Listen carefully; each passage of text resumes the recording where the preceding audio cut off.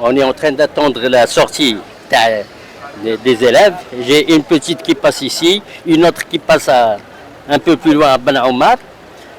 Pour l'arrivée au centre d'examen, il faut prendre ses précautions le plus tôt possible et venir pour arriver à l'heure, parce qu'il y a des problèmes aussi un peu d'encombrement à l'heure de pointe. Donc, mais c'est-à-dire,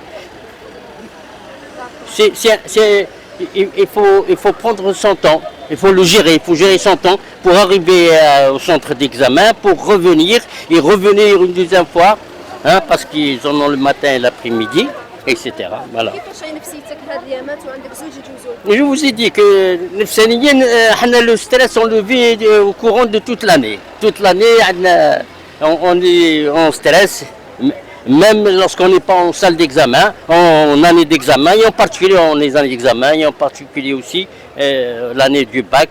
C'est un examen qui reste relativement important en Algérie, puisque c'est lui qui permet l'accès à l'université, etc.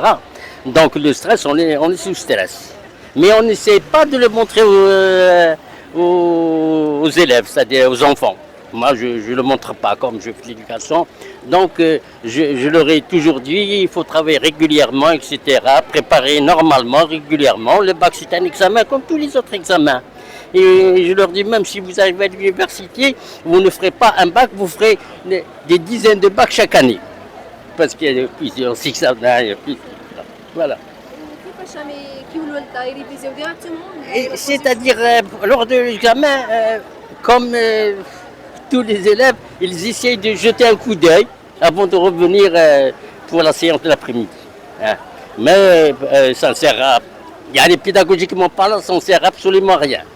Le bac se prépare sur un certain nombre d'années au départ, et en particulier de la seconde, première et terminale. Mais Inch'Allah qu'il y aurait une réussite, qui est une satisfaction avant tout pour les élèves et pour les parents, bien entendu. Bien entendu. C'est le fruit qu'on attend.